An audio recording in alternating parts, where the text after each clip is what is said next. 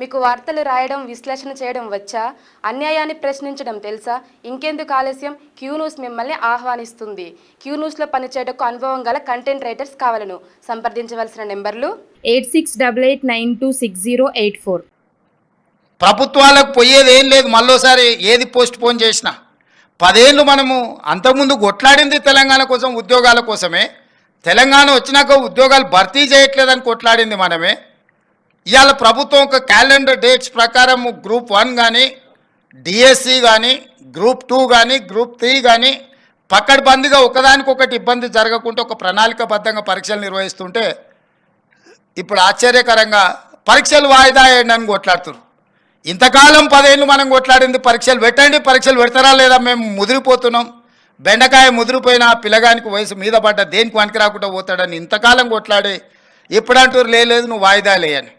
DSC notification 2 సంవత్సరాల కింద ఇచ్చిన నోటిఫికేషన్.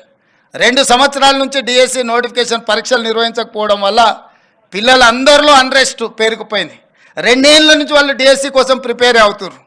ఇప్పుడు నేను డిఎస్సి పలానా డేట్ నాడు పెడతా అంటే లేదు మాకు చదువుకోవడానికి సమయం కావాలి, దాన్ని కూడా కొంచెం వాయిదా వేయండి అంటారు. అరే రామా, 10 ఏళ్ళు నోటిఫికేషన్ రాలేదన్నారు, 2 ఏళ్ళ కింద డిఎస్సి నోటిఫికేషన్ వచ్చింది, 2 ఏళ్ళ నుంచి వాయిదాలు పడుతూనే వచ్చింది. ఈ 2 ఏళ్ళలో పిల్లలు చదువుకోలేదా? మళ్ళీ ఇప్పుడు వాయిదా వేస్తే అదనంగా చదువుకునేది మేమేం సిలబస్ మార్చలేదే, పరీక్ష విధానాన్ని మార్చలేదే మీరు నేర్చుకోవడానికి. అంటే కేవలం కొన్ని రాజకీయ శక్తులు, కొన్ని కోచింగ్ సెంటర్ల యజమానులు ఆన్ టైంలో పరీక్షలు అయిపోతే నష్టం జరిగేది రాజకీయ నిరుద్యోగులకు, ఎస్టాబ్లిష్ చేసుకున్న కోచింగ్ సెంటర్లకు. ఎందుకంటే ఏ పరీక్షలు ఆ పరీక్షలు అయిపోతే పిల్లలు ఈ ఉద్యోగం రాకపోతే వాడు ఇంకో దానికి వెళ్ళిపోతాడు ఆటోమేటిక్గా. ఊర్లో పోయి వ్యవసాయం చేసుకుంటాడు, ఇతర ఉద్యోగాలకు పోవాలనుకున్న వాళ్ళు ఇతర ఉద్యోగాలకు పోతారు. డిఎస్సి రాస్తే ఒకవేళ గవర్నమెంట్ టీచర్ ఉద్యోగం రాకపోతే ప్రైవేట్ స్కూల్లోనైనా జాయిన్ అవుతాడు. ఇతర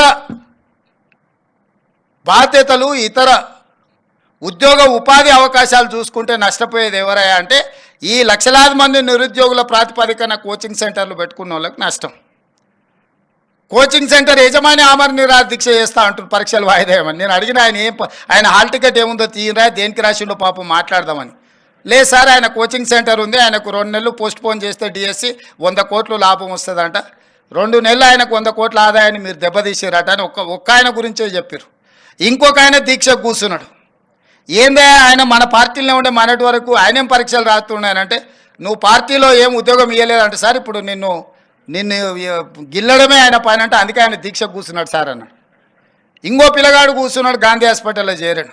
అరే పాపం నాకు తెలిసినోడు ఆ పిల్లగానికి ఏమన్నా కానీ ఏం పరీక్ష రాస్తుండే, అవసరం అయితే స్పెషల్ కోచింగ్ అని ఇప్పిద్దామంటే ఆయన ఏం పరీక్ష రాస్తున్నాడు సార్, ఆయనకు లీడర్ చెప్పినట్టు నువ్వు చేస్తే బాగా పేరు వస్తుంది, నీకు నేను చూసుకుంటా పో అని.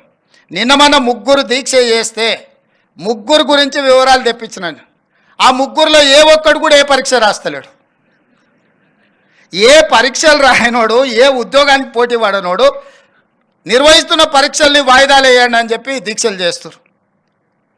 ఇది ఒక విచిత్రమైన పరిస్థితి. క్యూ న్యూస్లో పనిచేయటకు సీనియర్ వీడియో ఎడిటర్స్ కావాలను. సంప్రదించవలసిన నెంబర్లు 8688926084.